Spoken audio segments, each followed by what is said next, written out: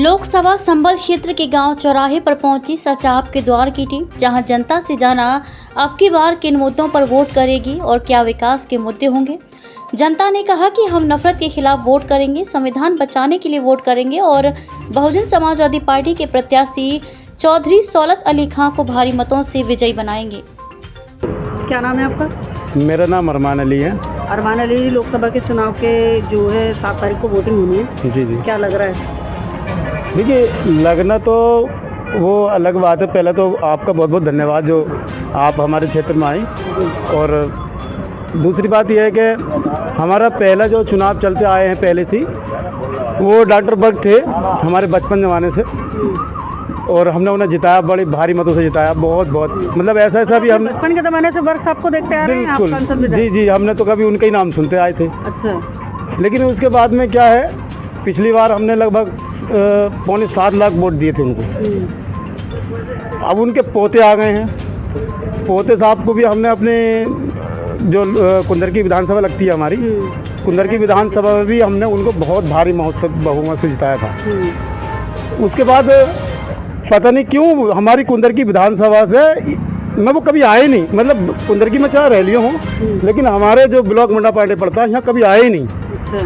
और न कभी देखा कि कोई परेशानी है कि नहीं। और चुनाव के टाइम पे उन्होंने बोला था कि मैं एक ऐसा दफ्तर बनाऊंगा दलपतपुर पे कि सारी क्षेत्र की परेशानी मैं यहाँ ही सोल्व करूँगा चुनाव के टाइम पे, लेकिन कभी वो आए नहीं यहाँ पे।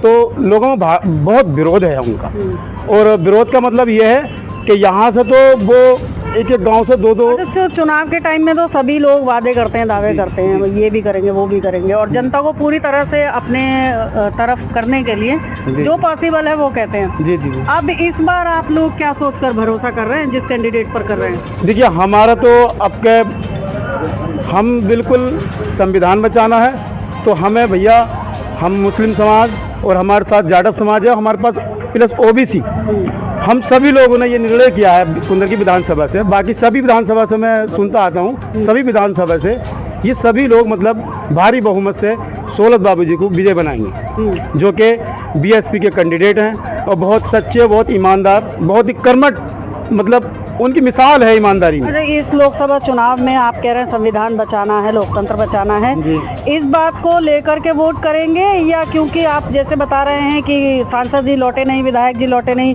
काम कुछ हुआ नहीं, तो ये मुद्दे अहम हैं? दोनों ही इशू हैं बिल्कुल।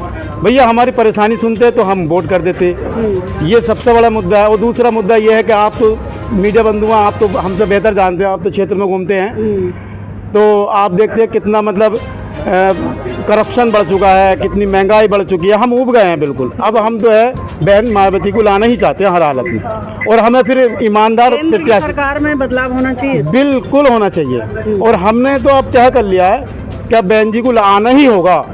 अगर जनता के आंसू पूछने हैं तो बहन जी ही आएंगे। मोहम्मद नबी क्या देख रहे हैं मोबाइल में? मोबाइल में मैच आ रहा, मैच देखते हैं। और क्या? मैच तो शौक अभी भी है, सुबह भी। और क्या? अरे चुनाव चल रहा है, कहाँ तो लोगों को चुनाव चल रहा है। हाँ। तो चुनाव के बारे में क्या सोच रहे हैं ये बताओ? चुनाव के बारे में क्या सोच रहे हैं? मायावती की सरकार बनानी है आपका। अच्छा। हाँ, मायावती की सरकार बनानी है, क्योंकि मायावती की 15 सीटें भी आ गई, तो इनकी मजबूरी होगी हमें लेना, और हम अपनी सरकार बनाएंगे, क्योंकि किसी की सीटें पूरी होंगी ही नहीं। अच्छा, अगर मायावती की बात कर रहे हो तो मायावती को तो बीजेपी की बी पार्टी कहते हैं, बीजेपी के सपोर्टर कहते हैं। अगर ऐसा कुछ हो गया तो? ऐसा समाजवादी को बी पार्टी कहते हैं। अच्छा। बीजेपी की समाजवादी को भी पार्टी कहते हैं, और वही है। मुद्दे क्या हैं इस चुनाव में? असलियत में समाजवादी ही भी पार्टी है। जब से बीजेपी सत्ता में आई है, जितना भी सिस्टम है सब खराब होता चला जा रहा है। मायावती के दौर में नहीं था ऐसा। आज अखिलेश यादव जी के परिवार में बता दीजिए कोई मुद्दा, कोई मुकदमा अगर लगा हो तो।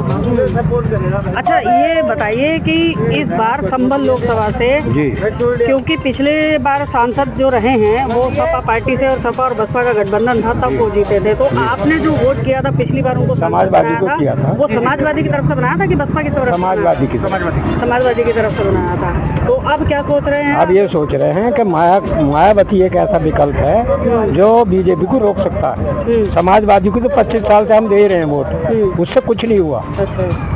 बीजेपी और जो है बढ़ावा दे रही है हर चीज को, अच्छा, मतलब ये कह रहे हैं, सभी लोगों का ये कहना है कि ये जो चुनाव है लोकतंत्र को बचाने का चुनाव है, संविधान को बचाने का चुनाव है। आपको भी ऐसा लग रहा है? बिल्कुल है, यही है। आपकी तो काफी उम्र हो गई है और इतने सालों से आप चुनाव देखते आ रहे हैं, क्या हर बार चुनाव में ये चीजें होती है जो इस बार नजर आ रही है? हर बार नहीं होती है। आपका जो है पब्लिक जागी है, जनता में जागरूकता पैदा हुई है, वो अच्छे बुरे को समझने लगी और इसीलिए जो है अखिलेश सरकार को जो है समाजवादी को छोड़कर लोग जो है मायावती की तरफ को आए। अच्छा, तो समाजवादी पार्टी तो मुस्लिमों का हितैषी अपने आप को बताती है और मुसलमान और दलित ये जब मिलेंगे तभी जो बीजेपी हारेगी। तो मुसलमान तो काफी जो है अलग अलग जगह बटा हुआ है, माईएम में बटा हुआ है, समाजवादी में बटा हुआ है, तो इसके बनने से अब तक था, अब नहीं है। अब तक तो बीजेपी की बी टीम समाजवादी है, अब नहीं बटा हुआ है। मतलब यहाँ के मुसलमानों ने पूरा पक्का मजबूत अपना इरादा कर लिया है कि बस पूरे इस 8-10 जितनी भी सीटें हैं ये सबने ये मन बना लिया कि हमें जो है मायावती को सपोर्ट करना है। ये नहीं खाली जो है मतलब जितना भी दलित है, बीसी पार्टी है और जितने भी है सब नहीं मन बना लिया। अच्छा, हसन साहब क्या लग रहा है संभल लोकसभा चुनाव से कौन सांसद बनने वाले हैं सर? हजूर रहमान ही बनेंगे। जी, हजूर रहमान। अजीजुर रहमान तो कोई नहीं, जियाउर रहमान वर्ग की बात। हाँ, वो जियो रहमान। जियाउर रहमान वर्ग, ऐसा क्यों? वही बनेंगे, इस तो ज्यादातर उन्हीं का ही वोट है। वोटिंग करते वक्त, चुनाव में वोट डालते वक्त क्या मुद्दे जहन में आपके रहेंगे? देखो मुद्दे तो बहुत है मगर मुद्दों को हल करने कोई नहीं आता है। मुद्दों को हल करने कोई नहीं। मुद्दे बहुत है, मुद्दों को हल करने कोई नहीं आता, इसीलिए तो चुनाव आता है। तो चुनाव आवे जाते हैं उनके पास, तो आप लोगों के पास जाते हैं उनके पास कोई भी नहीं आता। हाँ ठीक है, आप आश्वासन दे देते। आपके पास राइट है ना कि अगर आपका नेता आपकी नहीं सुन रहा है तो आप उसको किस तरह से जो है रिएक्ट करेंगे? फिर क्या करें? अच्छा, तो जब जाते हैं तो वो सुनते नहीं। यहाँ तो एक नहीं है, पहले मुरादाबाद में लगता था हमारा गाँव, अब संभल में लगता है। जब मुरादाबाद वाले नहीं आए तो संभल वाले कहाँ से आ जाएंगे यहाँ? अच्छा, तो पहले तो खाली बस वोट डाल देते हैं क्योंकि हमें वोट डालना है। वोट मतदान तो करना ही है, वो हमारा मतदान है। तो अगर नहीं पसंद है कोई नेता तो नोटा दबाइए, वोट का अधिकार है तो उसको सही तरह से इस्तेमाल करिए ना, ऐसे थोड़ी के वोट है और डाल दिया। आप पढ़े लिखे लग रहे हैं माशाल्लाह, यूथ है आप लोगों की सोच अगर ऐसी होगी तो बाकी लोगों को कैसे क्या कह पाएंगे? अगर आपको लग रहा है कि कोई भी नेता आपकी नहीं सुन रहा, कोई नेता आपको समझ में नहीं आ रहा, तो नोटा का बटन दबाइए।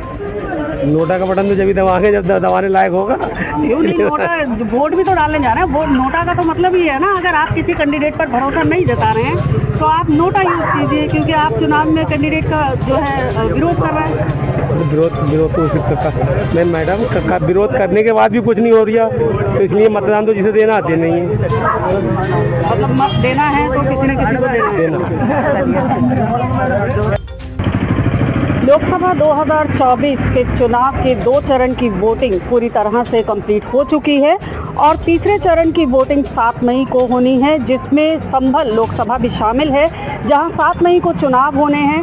संभल लोकसभा से भाजपा और इंडिया गठबंधन और बसपा के जो प्रत्याशी है इनके बीच में कड़ी टक्कर बताई जा रही है। अब हम जनता के बीच जाकर के ये जानने की कोशिश करते हैं कि संभल लोकसभा का क्या यहाँ पर माहौल बना हुआ है, चुनाव को लेकर यहाँ के लोग क्या सोचते हैं, चुनाव में क्या मुद्दे हैं और किसकी सरकार इस बार बनाने का उन्होंने इरादा किया है, या वोटिंग करते वक्त उनके जहन में क्या रहेगा कि उनका सांसद किस तरह से होना चाहिए और किसको सांसद बनाने जा रहे हैं। यहाँ हमारे साथ काफ़ी सारे लोग मौजूद हैं। इस गांव में हम पहुँचे हैं और लोगों से ही जानेंगे कि उनका क्या सोचना है इस बार चुनाव में। क्या नाम है आपका? सर थोड़ा तेज बोलिए। अली सर। अली शेर जी, क्या लग रहा है इस बार लोकसभा चुनाव में क्या होने वाला है? हम तो हाथी को देंगे। हाथी को देंगे? अच्छा, हाथी के कैंडिडेट कौन है ये पता है आपको? बाबू जी। अच्छा, क्यों ऐसा, क्यों हाथी को ही देने का इरादा बना? करीब के आदमी है हमारे। अच्छा, करीब के आदमी हैं। मुद्दे क्या हैं चुनाव के? हाँ। किन मुद्दों पर चुनाव कर रहे हैं आप, वोटिंग करेंगे?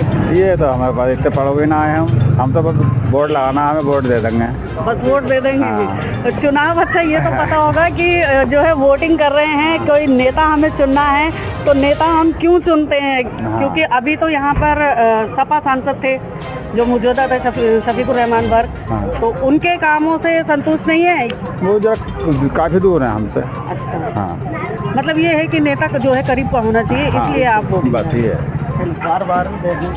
क्या नाम है आपका भाई साहब? जमील अहमद। जमील अहमद जी, क्या लग रहा है इस बार संभल लोकसभा चुनाव में क्या होने वाला है? हम तो सर हाथी भी दे रहे हैं अच्छा, हाथी को ही देंगे? जी। क्यों, क्या कारण है ऐसा? 20 साल से दे रहे हैं हम उन्हें, हमारी तरफ को लौटते नहीं, कोई सी बात को नहीं सुनते। तो हमारे बिरादर के भी आदमी है, करीब के भी आदमी है हमारे।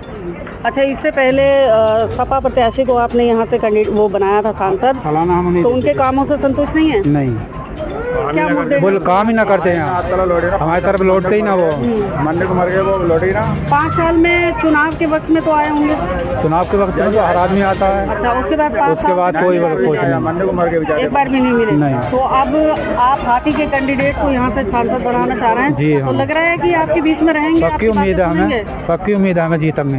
अच्छा, तो आप भी बीसी वोट भी मिल गया। नहीं, 20 वोट भी मिल गया, सब एक ज़्यादा वोट भी मिल गया।